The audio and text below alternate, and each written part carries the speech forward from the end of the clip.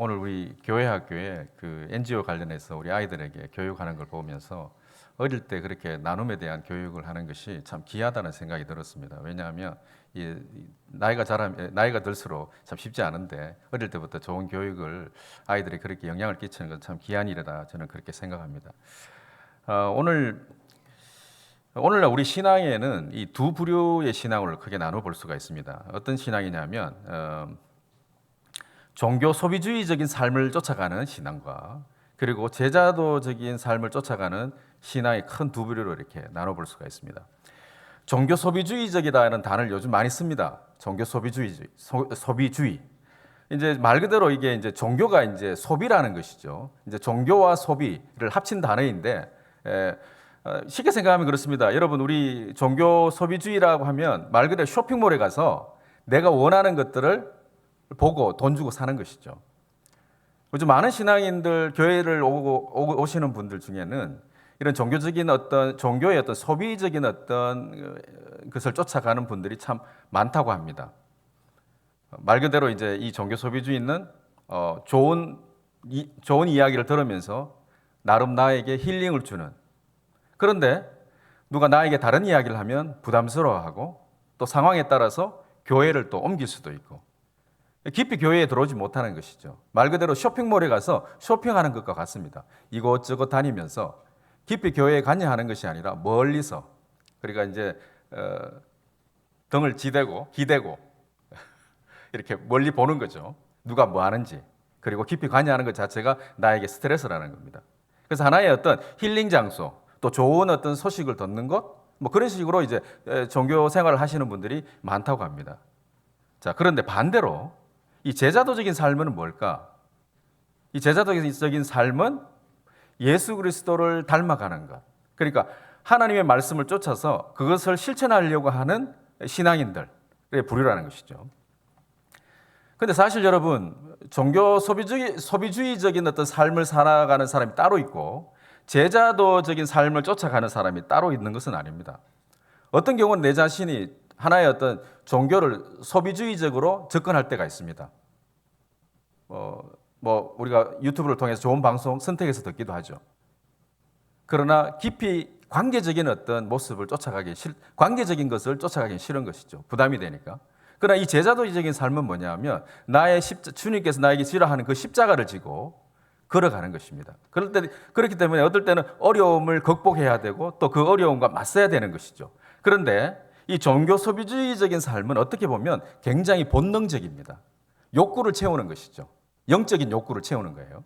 그러나 반면에 이 제자도의 삶을 쫓아가는 것은 훈련되어져야 되고 의지가 필요한 것입니다. 그래서 이 신앙생활 하는 것 쉽게 생각하면 쉬울 수도 있는데 그러나 굉장히 어려운 것이죠. 왜냐하면 내가 결단을 해야 되고 내 것을 포기해야 되고 내려놓아야 되는 그런 과정들이 이 신앙생활 과정 가운데 있다는 것입니다. 처음에는 어떻게 보면 종교 소비주의적으로 접근하다가 주님을 만나는 순간 어떻습니까? 나의 것을 내려놓고 하나님 앞에 나아가고 순종하는 삶을 살아가게 되는 것이죠. 그렇기 때문에 어느 누구는 소비주의적인 삶이 따로 있고 또 이 부류는 제자도적인 삶을 사는 것이 따로 있는 것은 아닙니다. 내 존재가 그 양면성을 다 가지고 있는 것이죠. 저는 우리 교회가 어떻게 보면 참 제자도적인 삶을 추구하는 교회라고 그렇게 확신합니다. 왜냐하면 쉽지 않은 결정을 해서 우리가 뭔가를 도전하고 또 그것을 만들어가고 있기 때문이죠. 오늘 성경 본문에는 두 가지 형태가 나옵니다. 죽은 믿음과 살아있는 믿음. 죽은 믿음은 어떻게 보면 종교 소비주의적인 삶을 쫓아가는 것이 바로 죽은 믿음이라는 것이죠. 그런데 제자도적인 삶을 쫓아가는 것은 바로 살아있는 믿음이라는 것을 우리는 볼 수가 있습니다. 자, 그래서 오늘 본문을 통해서 먼저 죽은 믿음에 대해 오늘 이 야고보서에는 이 죽은 믿음에 대하여 두 가지 예를 들고 있고 살아있는 믿음에 대하여 두 가지 예를 들고 있습니다. 그래서 오늘 그것을 통하여 우리가 한번 과연 죽은 믿음은 뭐이며 살아있는 믿음은 무엇인지 오늘 본문을 통해서 한번 찾아봤으면 좋겠습니다. 자, 먼저 첫째, 죽은 믿음은 뭐냐 하면 말만 있고 행함이 없는 것이다라고 말씀하고 있습니다. 자, 본문을 같이 한번 읽겠습니다. 시작 15절에서 16절 말씀입니다. 만일 형제나 자매가 헐벗고 일용할 양식이 없는데 너희 중에 누구든지 그에게 이르되 평안히 가라 덥게 하라 배부르게 하라 하며 그 몸에 쓸 것을 주지 아니하면 무슨 유익이 있으리요? 라고 말씀하고 있습니다. 사람의 사실 여러분, 언어와 말은 굉장히 중요합니다. 말과 언어를 통하여 어떤 사람을 위로를 주고 또 그 사람에게 평안을 줍니다. 그런데 오늘 야고보서에서 말하고 있는 이 말만 하고 있는 그 행함의 이야기는 뭐냐면 이 언어를 한번 보십시오. 그냥 평안히 가라, 덥게 하라, 배부르게 하라. 이 말은 뭐냐면 전혀 관계적인 언어가 아닙니다. 상대와 관계를 하기 싫은 언어인 거죠. 그냥 형식적으로 덥게 하라, 배부르게 하라라고 말하고 있습니다. 오늘 우리가 정말 관계적인 언어를 찾아야만이 진정한 행함이 있는 믿음이 아닌가라고 저는 확신합니다. 그래서 오늘 제가 하나 책을 소개를 하나 해드리겠습니다.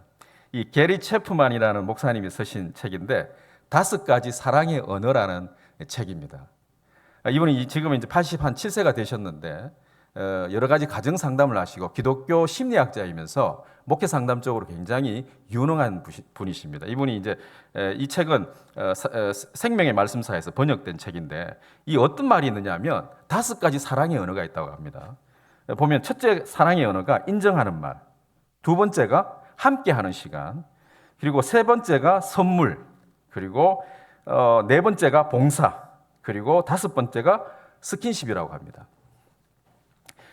여기에 이런 여러 가지 예들이 있습니다. 한 예를 들면 여기에는 단지 그 부부와의 관계의 어떤 사랑의 언어만을 이야기하는 것이 아니라 나의 자녀와 또 나의 공동체와의 대상 사이에서 우리가 사랑의 언어가 필요하다라는 이야기를 하고 있습니다. 여기서 하나의 예가 이렇습니다. 두 아이가 있습니다. 한 아이는 자기의 사랑의 언어가 선물을 받는 거래요. 장난감을 너무 좋아하는 겁니다. 그리고 그 아이는 장난감을 받으면 행복한 거죠. 그런데 또 다른 한 아이는 장난감이 싫습니다. 그 어린아이의 사랑의 언어는 부모님과 함께하고 부모님과 스킨십을 하는 것이다라고 이야기하는 것이죠. 그런데 오늘날 우리 부모들은 어떻습니까? 다들 직장에 나가서 마음속에 이런 생각합니다. 내가 돈을 많이 벌어가지고 우리 아이들이 원하는 거 많이 사주고 맛있는 거 많이 사주고 또 좋은 장난감 사주면 되겠지라고 생각하는데 문제는 뭐냐면 어떤 아이는 그것을 좋아하는 아이가 있는 반면에 그것을 원하지 아니하고 부모와 같이 대화를 나누고 스킨십을 하기를 원하는 아이가 있다는 것이죠. 그런데 이런 아이들은 정서적으로 불안정하기 시작한다라고 이 책에 적혀 있습니다. 여러분이 원하는 사랑의 언어가 무엇인가요? 우리 가끔씩 부부 사이에서 한번 생각해 보십시오. 우리 한국 사람들이라고 하기는 좀 그렇지만 이 남자들은 아내의 말 잘 듣지 않습니까? 아내가 말하는 것은 인정하기 참 쉽지 않고 다른 사람이 말하는 건 잘 인정해요. 또 남편이 말하는 것은 그렇게 인정하지 않는데 다른 사람 남자가 말하면 또 믿어요. 여러분 이게 참 우리 부부관계의 모순인 것 같습니다. 그래서 이 사랑의 언어를 각자 가지고 있다는 것이죠. 여러분은 어떤 사랑의 언어를 원하십니까? 우리는 상대가 원하는 사랑의 언어를 하지 않고 내가 원하는 사랑의 언어를 가지고 사람한테 접근한다는 것이죠. 제가 우리 아들에게 물어봤습니다. 너는 어떤 언어를 좋아하냐 그러니까 인정하는 말 그리고 함께하는 시간. 그 두 개가 참 좋답니다. 그런데 사실 인정하는 그 상대를 인정해 줘야만이 함께 할 수 있다는 것이죠.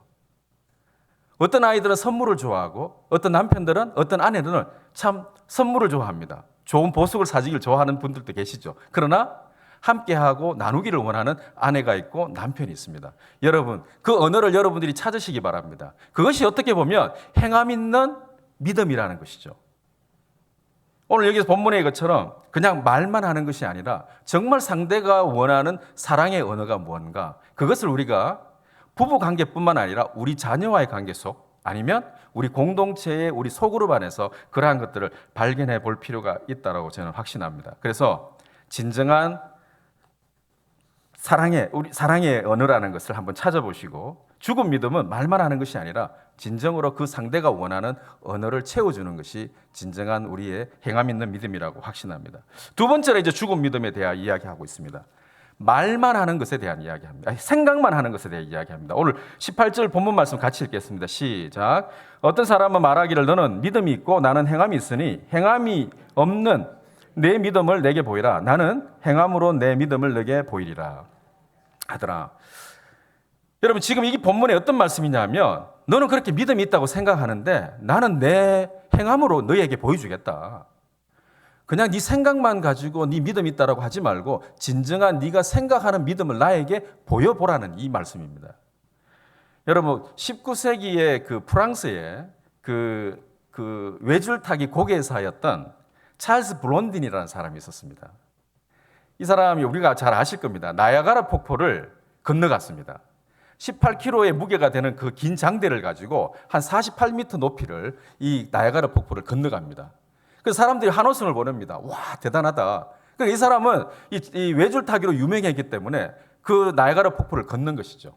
자, 첫 번째 이 사람이 시도를 하여 이 나야가라 폭포를 건넜습니다. 자, 그 다음 이 찰스가 묻습니다. 많은 그 관중들에게 혹시 제가 이 외줄을 이 외줄을 타서 나야가라 폭포를 건너간 것을 믿었던 것처럼 혹시 나의 등에 업혀서 건너가실 분 계시냐고 이렇게 질문을 합니다. 그런데 아무도 대답하지 않고 그 찰스 블론딘의 얼굴을 외면합니다.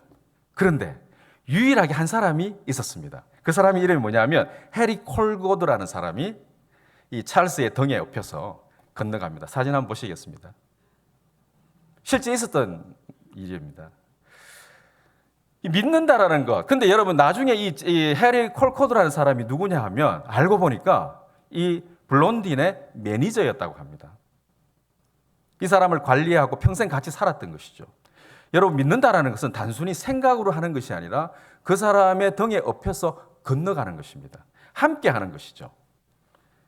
제가 오늘 영어에 보면 I believe와 I believe in이라는 단어가 있습니다. 한번 보시겠습니다. 여러분 이 같은 단어인데도 이 전치사 하나의 큰 뜻이 달라집니다. I believe는 말 그대로 나는 믿는다라고 생각으로 그냥 믿는 거예요. 그런데 저기에 전치사 하나가 붙음으로써 어떤 것이냐면 관계적인 믿음을 말하는 겁니다. 그냥 믿음이 생긴 것이 아니라 평생 그와 함께 함으로써 그를 완전히 등에 업혀서 함께 건너갈 수 있는 그런 오늘 바로 이 해리 콜코드와 같은 이 매니저와 같은 이 찰스를 믿은 것이죠. 그 사람은 분명히 건널 수 있다. 내가 업혀도 나는 건너갈 수 있다는 그 확신이 있었던 것이죠. 이게 단숨에 일어난 것은 아닙니다. 어떻게 보면 두 사람의 관계가 깊어지고 그러한 확신 속에서 일어났던 것이죠. 그래서 여러분 우리가 사도신경에 보면 나는 전능하신 아버지 하나님 천지의 창조주를 믿습니다라고 할 때 I believe God이라고 하지 않습니다. I believe in God, the Father Almighty, Maker of Heaven and Earth라고 이렇게 표현합니다. 그러니까 I believe in God이라고 표현하는 것이죠. 여러분의 신앙은 지금 어디에 계신가요? 나는 그냥 I believe God이라고 생각하시나요? 아니면 I believe in God에 머물고 계시나요? 이것은 단순히 생각으로 믿는 것이 아니라 전부를 그분께 맡기며 함께 걸어간다는 것을 관계적인 의미를 가지고 있는 것입니다. 바로 죽은 믿음은 그냥 생각만 믿는 것인데 살아있는 믿음은 I believe in 그와 함께하는 것, 온전히 그분과 함께 드리는 것을 의미하는 것이죠. 지금 우리가 두 가지를 살펴봤습니다. 죽은 믿음이 뭐라고 했습니까? 말만 하는 것. 관계적인 언어가 아니라는 것이죠. 형식적으로 그냥 덮게 하고 배부르게 하라는 것입니다. 우리가 그럴 때 많지 않습니까? 형식적으로 그냥 배부르게 하라. 저 사람 너 그렇게 열심히 공부하고 너 열심히 일하면 돈 많이 벌 거야. 근데 그 사람 입장에서는 지금 현재 열심히 일을 해도 돈을 보질 못하고 지금 이 순간 그 사람의 물질이 필요할 때 우리는 그냥 형식적으로 그래 열심히 일하면 너 하나님께 은혜 주실 거야 라고 말하지 말라는 이야기라는 것이죠. 정말 그 상대가 원하는 5가지 제가 오늘 이 예를 들렸던 이 책을 한번 읽어보시기 바랍니다. 여러분도 읽어보시고 여러분 자녀에게도 한번 권하셔서 한번 읽어보시면 정말 내가 원하는 사랑의 언어 또 상대가 원하는 사랑의 언어가 뭘까? 이걸 발견함으로써 나는 내가 원하는 상대의 언어를 정확하게 밝힘으로써 그가 나에게 그 사랑의 언어를 던져줄 수가 있고 여러분은 여러분과 함께하는 그 상대에게 그 상대가 원하는 사랑의 언어가 뭔지를 발견함으로써 그가 원하는 것을 한번 해줄 수 있을 때 정말 사랑이 꽃핀다라는 것이죠. 그래서 만약에 여러분의 아내가 인정하는 말을 원하고 남편이 인정하는 말을 원하면 좀 아닌 것 같아도 믿어주시고 인정해 주십시오. 근데 우리는 보통 어떻게 합니까? 뭐 너가 그 말이 뭐 말 같지 않은 소리 하느냐라고 이렇게 던지는 순간 이제 그 가정은 깨어지기 시작합니다. 그래서 이분이 그런 어떤 임상 실험을 했던 그런 내용들 책입니다. 제가 오늘 이 책 선전하러 온 것이 아니라 읽다 보니까 제가 참 많이 깨달았습니다. 내 아내가 뭘 원하는가 생각했는데 알고 보니까 우리 아내는 봉사하는 걸 원하더라고요. 그래서 제가 집에 들어가면 꼭 원하는 게 뭐냐면 방청소부터 하라고 이야기를 합니다. 어떻게 보면 제 아내의 사랑의 언어는 제가 해줄 수 있는 사랑의 언어는 청소를 열심히 해주는 겁니다. 근데 가끔씩 보면 남편들은 소파에 앉아가지고 TV 보고 있을 때가 많지 않습니까? 그러면 얼마나 꼴부견이며, 결과적으로 그 남편과 그 아내는 서로의 사랑의 언어를 이해하지 못했다라는 것이죠. 그리고 우리의 살아있는 믿음은 생각만 하는 것이 아니라 believe in까지 가야 된다는 것입니다. 자, 그리고 난 이후에 오늘 야고보서는 정말 살아있는 믿음에 대하여 이야기를 합니다.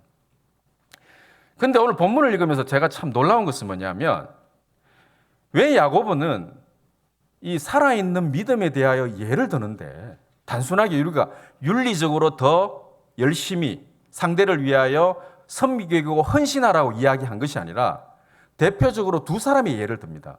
구체적으로 다른 설명이 없습니다. 뭘 이야기 들었냐면 첫 번째, 누굴 들고 있나요? 아브라함을 들고 있습니다. 자, 우리 본문 21절 말씀을 함께 읽겠습니다. 시작. 우리 조상 아브라함이 그 아들 이삭을 제단에 바칠 때에 행함으로 의롭다 하심을 받은 것이 아니냐 했습니다. 이삭을 바치는 이야기를 합니다.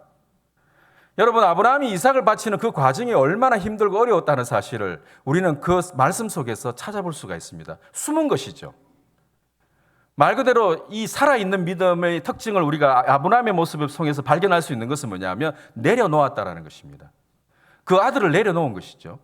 그리고 순종했다는 것을 볼 수가 있습니다. 그래서 오늘 본문에서는 아브라함을 그 행함으로 인해서 의롭다 하셨다라고 성경은 말씀하고 있습니다. 하지만 여러분, 하나님께서 아브라함이 이삭의 제물로 바치기 이전에 그를 이미 의롭게 여기셨다라는 것이 창세기 16장 5절에서 6절 말씀에 나타납니다. 우리 같이 한번 볼까요? 시작. 그를 이끌고 밖으로 나가 이르시되 하늘에 우러러 무뼈를 셀 수 있나 보라. 또 그에게 이르시되 내 자손이 이와 같으리라. 아브라함이 여호와를 믿으니 여호와께서 이를 그의 의로 여기시고. 아멘. 하나님께서는 이미 아브라함을 이삭을 바치기 이전에 그를 의로 여기셨습니다. 무뼈를 보여주시면서 네 자손이 이렇게 되리라고 보여주신 거죠. 그걸 믿은 거예요. 자, 그런데 그럼 어떻게 해서 하나님께서 오늘 야고보는 이렇게 이야기하고 있을까라고 생각하는데 결론적으로 아브라함의 믿음의 의로움은 이삭의 제물을 하나님께 드림으로써 완성되어졌다라는 것입니다. 그래서 본문 22절 우리 함께 읽겠습니다. 시작. 내가 보거니와 믿음이 그의 행함과 함께 일하고 행함으로 믿음이 온전하게 되었느니라. 아멘. 그래서 우리는 소망이 있습니다. 아브라함이 여러분 바로 이삭을 바쳐가지고 그의 믿음이 의롭게 여김을 받은 것이 아니라 하나님께서는 끊임없이 아브라함을 그 믿음의 자리로 가게끔 이끌어 가신 것이죠. 처음에 그걸 의롭게 여기셨지만 그 순간의 의로움을 가지고 그냥 내버려 두신 것이 아니라 그가 온전한 믿음을 이루기 위해서 이삭을 바치는 그 과정까지 걸어가게 하셨다라는 것이죠. 자, 그런데 오늘 우리가 한번 생각해 볼 것은 왜 야고보는 아브라함이 이삭을 하나님께 바치는 행위에 대하여 믿음으로 예를 들었을까입니다. 오늘 그래서 다른 책도 하나 소개해 드리겠습니다. 여러분이 팀 켈러라는 이 목사님이 내가 만든 신. 여기에 보면 이 팀 켈러 목사님이 이 아브라함이 왜 이 이삭에 대해서 어떻게 생각했는지에 대하여 이야기합니다. 즉 쉽게 말하면 아브라함의 우상은 일평생의 소원이었다라는 것이죠. 내가 만든 신에서 아브라함이 가지고 있던 우상은 뭐냐면 자기의 일평생의 소원이었습니다. 그런데 그 소원이 뭘까요? 이삭인 거죠. 아브라함의 평생 동안 소원 하나가 있었는데 그것이 바로 아들 하나 얻은 이삭입니다. 자, 여러분 눈에 넣어도 아프지 않는 이 아들을 이렇게 소중하게 평생 동안 기도하고 간구했는 아들을 하나님께서는 어떻게 하라 그럽니까? 창세기 22장 2절 말씀 같이 읽겠습니다. 시작. 여호와께서 이르시되 내 아들 내 사랑하는 독자 이삭을 데리고 모리아 땅으로 가서 내가 네게 일러준 한 산 거기서 그를 번제로 드리라. 우리가 잠시 말씀을 보겠습니다. 그런데 하나님께서 어떻게 보면 하나님께서 약속으로 준 이 이삭을 어떻게 표현하고 있느냐 하면 네 아들, 네 사랑하는 독자 이삭을 데리고, 하나님 보시기에는 아브라함이 너무 안타까운 거예요. 하나님께서 선물을 주셨는데 그걸 어떻게 하고 있나요? 우상으로 섬기고 있다는 것이죠. 이거 없으면 안 돼. 평생의 소원이, 여러분 이럴 때 있습니다. 내가 뭔가의 소원을 가지고 이루겠다라는 그 기도를 계속 하는 순간 어떻게 보면 그 기도의 내용이 나의 우상이 되어 있을 때가 있습니다. 오늘 이 책에서는 그렇게 이야기합니다. 돈이 나의 신이 될 수도 있고 자녀가 나의 신이 될 수도 있다는 것이죠. 우상이 될 수 있다는 것이죠. 또 나의 자랑, 나의 비전, 나는 미래에 뭐가 될 거야라는 그 꿈들이 다 나의 우상을 만들어 놓고 있다는 것이죠. 그런데 이걸 버리지 않으면, 이걸 내려놓지 않으면 정말 하나님의 백성으로 살기에 부족하다는 것을 오늘 말씀하고 있습니다. 아브라함의 이 평생의 소원, 그러나 하나님께서는 아브라함의 이 딱한 모습을 보시고 그것을 모리아 산으로 와서 제물로 바치라고 이야기를 합니다. 하나님은 아브라함을 어떻게 보셨나요? 그는 열국의 아버지였습니다. 믿음의 조상이 되기를 원하셨습니다. 그런데 믿음의 조상이 되기를 원했던 그 아브라함이 아들 하나 그 붙들고 정신없이 살고 있는 것입니다. 그것이 자기의 소원이니까. 그러나 하나님께서는 그것을 내려놓을 것을 이야기합니다. 자, 그런데 하나님께서는 어떻게 하셨습니까? 아브라함이 결단해서 나아갔을 때, 아들을 바치려고 할 때 하나님은 그의 믿음을 보셨습니다. 아브라함아, 아브라함아 외치면서 막으셨죠. 그리고 어린 양을 예비하셨습니다. 그곳이 어느 곳입니까? 바로 모리아라는 그 산 위에서 자기 아들 이삭을 바치려고 했다는 것이죠. 여러분, 이 모리아 산은 어떤 곳인지 아십니까? 바로 예루살렘 성전이 건축된 곳이고 예수님께서 십자가에 못 박히셨던 장소였습니다. 이 모리아산, 여호와 이레라 그러죠. 근데 사실 이게 언약 신학적인 차원에서 보면 예수님께서 인류의 죄를 위하여 십자가에 못 박히신 장소입니다. 사실 아브라함은 자기 아들을 제물로 바치지 않았지만 누가 자기 아들을 제물로 바쳤나요? 하나님 자신이 자기 아들을 제물로 바치셨습니다. 자, 그래서 여호와 이레라는 의미가 여호와께서 예비하셨다라는 뜻도 있지만 어떤 의미가 있냐면 여호와께서 나타나셨다라는 뜻이 있습니다. 여호와 하나님께서 어디에 나타나셨나요? 십자가에 달리심으로써 자신이 그곳에 나타나셨다라는 사실이죠. 여러분, 하나님께서는 이 아브라함과 어떤 약속을 하고 계십니까? 그냥 단순하게 그 아이의 절절매고 살아가는 그 모습을 보여주려고 했던 것이 아니라 그 모습이 너무 안타깝다는 것이죠. 아브라함은 믿음의 조상이었고 열국의 아버지라는 그 명칭대로 그렇게 살아가기를 원하셨고 자신을 보여주셨다는 것이죠. 여러분, 오늘 우리의 희생의 삶, 하나님이 우리에게 요구하시는 그 믿음이 뭘까? 바로 내려놓는 것이고 나의 우상, 내가 만들어 놓은 우상들, 이러한 것들을 내려놓을 때 하나님께서 여호와 이레, 하나님의 뜻이 나타난다는 것입니다. 끊임없이 내가 이거 아니면 안 된다고 붙들고 있는 순간 결코 하나님의 뜻은 나타나지 않습니다. 늘 나의 욕심, 내 교만이 드러날 뿐이라는 것이죠. 오늘 지금 야고보서가 보여주는 살아있는 믿음은 우리가 생각에 좀 더 도덕적으로 잘 살고 돈 많이 벌어서 남들 많이 도와주라는 그 측면을 넘어서서 하나님께 내려놓을 때 하나님께서 이루어 가신다는 사실을 이 본문에서 보여주고 계신다는 사실입니다. 그걸 우리가 확신하고 살아갈 때 하나님은 우리를 믿음의 조상으로 준비하고 계신다는 사실을 확신하시기 바랍니다. 두 번째로 이제 살아있는 믿음. 두 번째 살아있는 믿음은 제가 이걸 말씀을 보면서 여기에 누가 두 번째 살아있는 믿음. 자, 저는 이제 두 번째 살아있는 믿음은 바로 깨어남과 기회를 찾는 것이라고 말씀을 전했는데 여기에 누구의 예를 들고 있는지 아십니까? 기생나합입니다. 왜 하필이면 기생나합일까요? 저는 사실 예를 들어 야고보가 예를 들었다면 좀 더 믿음 있는 사람, 예를 들어 모세? 아니면 다윗? 또 어떤 면에서는 여러분 그 에스더, 한나 이런 여인도 있는데 굳이 이방 여인인 라합을 지금 현재 예를 들고 있다라는 것이죠. 자, 그런데 이 라합이, 기생 라합이 자신이 이 믿음으로 나아가는 삶을 것을 살 수 있었던 것은 뭔가를 하나 발견하고 깨닫는 사건이 일어납니다. 여호수아 2장 9절 말씀 한번 보겠습니다. 같이 읽겠습니다. 시작. 말하되 여호와께서 이 땅을 너희에게 주신 줄을 내가 아노라.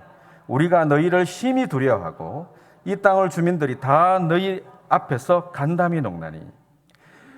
그녀가 살아있는 믿음을 가질 수 있었던 그것은 원인과 배경에서 바로 깨어났다라는 것입니다. 누굴 발견했나요? 하나님을 발견했습니다. 하나님을 찾았습니다. 스페인의 시인인 안토니오 마차도라는 사람이 이런 아주 멋진 글을 남겼습니다. 삶을 살아가는 것과 비전을 꿈꾸는 것보다 더 중요한 것이 깨어나는 것이다라고 이야기합니다. 여러분, 우리가 비전을 갖고 꿈꾸면서 살아간다고 하지만 진짜 중요한 것은 뭐냐면 영적으로 깨어나야 된다는 것이죠. 이 여인이 영적으로 깨어나지 않았으면, 하나님을 발견하지 않았으면 이런 결단을 내릴 수가 없습니다. 여호수아 12장 2절 말씀에 보면 그러한 일을 통하여 그녀는 기회를 놓치지 않았습니다. 한번 보시겠습니다. 같이 읽겠습니다. 12절, 여호수아 2장 12절 시작. 그러므로 이제 청하노니 내가 너희를 선대하였은즉 너희도 내 아버지 집을 선대하도록 여호와로 내게 맹세하고 내게 정표를 내라. 아멘. 이 여인은 깨어났습니다. 하나님이 누구신지. 여러분, 만약 이 여인이 정말 하나님을 알지 못했다면 그 정탐꾼들을 모아가지고 고발했을 거예요. 그런데 지금 현재 반역죄를 저지르고 있습니다. 이 여인은 여리고성의 여자입니다. 그런데 지금 이스라엘 사람들을 지금 정탐꾼을 지금 보호해주고 있는 상황이거든요. 우리가 한번 생각해 보면 이 여인이 만약에 이게 발각되면 반역죄로 죽을 수가 있습니다. 그런데 그것보다 더 중요한 것을 발견한 것이죠. 누굴 발견했나요? 하나님. 깨어난 것입니다. 영적으로 무엇이 중요한지 이 여인이 발견했다는 것이죠. 그리고 그녀는 기회를 놓치지 않았습니다. 어떤 기회를 놓치지 않았습니까? 구원. 자기 온 가족이 자기로 말미암아 다 구원받기를 원했던 것이죠. 에베소서 15장 14절 말씀을 한번 같이 읽겠습니다. 14절부터 17절 좀 긴데요. 시작. 그러므로 이르시기를 잠자는 자여 깨어서 죽은 자 가운데서 일어나라. 그리스도께서 너희에게 비추시리라 하셨느니라. 그런즉 너희가 어떻게 행할지를 자세히 주의하여 지혜 없는 자같이 하지 말고 오직 지혜 있는 자같이 하여 세월을 아끼라. 때가 악하니라. 그러므로 어리석은 자가 되지 말고 오직 주의 뜻이 무엇인지 이해하라. 이 에베소서의 말씀은 교회 공동체 성도들에게 신앙의 삶에 대한 지침을 강조하고 있습니다. 바울이. 그런데 뭐라고 하나요? 깨어라라고 이야기합니다. 깨어나라라는 것이죠. 영적으로 깨어나라고 이야기하면서 16절에 세월을 아끼라고 이야기합니다. 그런데 여러분, 이 세월을 아끼라고 하니까 마음이 확 와닿지가 않죠. 이걸 영어 성경에 보면 아주 정확하게 잘 표현되어 있습니다. 한번 보시겠습니다. Making the most of every opportunity because the days are evil. 그러니까 뭐냐면은 기회를 놓치지 말라는 뜻입니다. 세월을 아끼라는 것이 기회를 놓치지 말라는 것입니다. 여러분, 우리가 영적으로 깨어난다는 것은 그 다음 단계가 뭘까요? 기회를 놓치지 않는 것입니다. 하나님이 주시는 기회를 놓치지 않는다는 것이죠. 우리가 영적으로 깨어나는 순간 하나님이 주시는 그 기회를 놓치지 않는 그러한 신앙의 삶을 살기를 주님의 이름으로 축복합니다. 영적으로 깨어나지 않으면 기회도 찾지 못합니다. 그러나 영적으로 깨어났지만 하나님이 주시는 그 기회를 놓쳐버릴 수도 있다는 것이죠. 그러나 이 기생 라합은 어떻습니까? 대단한 여인입니다. 하나님을 발견하고 깨어나는 순간 그는 하나님이 주시는 기회를 놓치지 않았습니다. 세월을 아끼라는 것은 making opportunity. 기회를 만들라는 것이죠. 하나님이 주시는 기회를 놓치지 말라는 뜻입니다. 그리고 깨어서 분별하여 하나님이 주시는 기회를 놓치지 않음을 강조하고 있습니다. 바로 그것이 기생 라합이 그러한 여인이었다는 것이죠. 오늘 본문 25절 말씀을 함께 읽겠습니다. 시작. 참 중요한 말씀인데 같이 읽겠습니다. 시작. 또 이와 같이 기생 라합이 사자들을 접대하여 다른 길로 나아가게 할 때에 행함으로 의롭다 하심을 받은 것이 아니냐. 아멘. 잠시 본문을 띄워놓겠습니다. 여러분, 기생 라합은 그들을 접대했습니다. 그런데 접대하고도 하나님을 몰랐다면 어떨 걸까요? 그들을 쏙 모아놓고 고발하면 이 정탐꾼들은 다 잡혀가서 아마 모가지가 날아갔을 것입니다. 그러나 이 여인은 무엇을 발견했습니까? 하나님의 살아계심을 깨닫고 발견해서 이 사자들을 접대한 후에 어디로 보내나요? 다른 길로 보냈다라는 것입니다. 저는 이 다른 길이라는 단어 속에 어떤 것을 느꼈느냐 하면 바로 우리의 길이 아닌가라는 생각이 듭니다. 기생나합의 길이었다는 것이죠. 기생나합은 멸망해 가는 그 여리고 성에 살은 것이 아니라 정말 다른 길로 가게 되었습니다. 하나님의 노선을 탄 여인인 것이죠. 하나님의 줄을 잡은 여인입니다. 여러분, 우리가 깨닫지 못하면 다른 길을 갈 수가 없습니다. 어떤 성경에서는 이 다른 길을 제3의 길이라고 이야기합니다.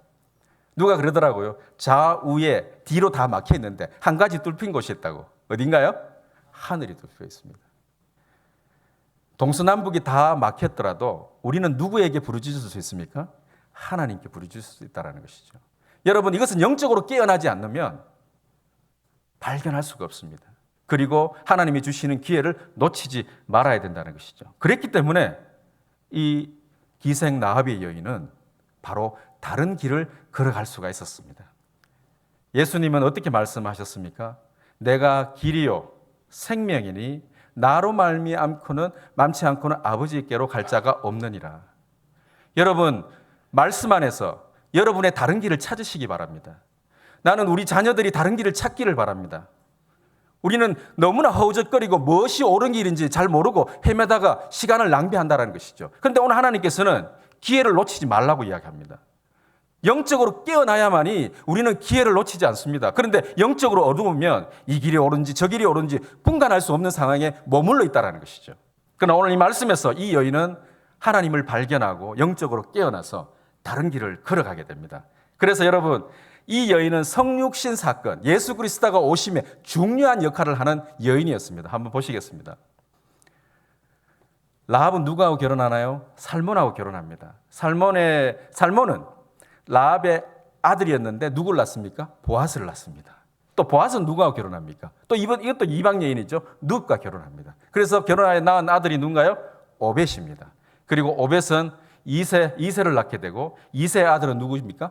다윗이라는 것이죠. 그래서 다윗을 통해서 예수 그리스도까지 연결되는 중요한 출발점에 서 있는 여인이 누구였습니까? 바로 기생 나합입니다. 그것은 어디로부터 시작되었습니까? 하나님을 발견하는 영적인 깨달음으로부터 시작되었고 하나님이 주시는 기회를 놓치지 않았기 때문에 그것이 가능했다는 것입니다. 여러분, 우리의 신앙이 오늘로 나이가 들어서 이제 죽을 때가 되면 끝이라고 생각하나요? 아니라는 것입니다. 우리의 영적인 깨어남과 그 선택을 하는 것, 기회를 찾을 때 내 후손들이 하나님의 영향을 받고 살아갈 수가 있다는 것이죠. 우리가 자녀를 위해 많이 기도하시죠. 뭐 되라 기도합니다. 그러나 더 중요한 것은 내가 이 하나님의 현존 앞에 내 자신이 영적으로 깨어나서 하나님이 주시는 그 기회를 놓치지 않을 때 우리 자녀들이 하나님의 그 긴 영적인 족보 속에 들어갈 수 있다는 것이죠.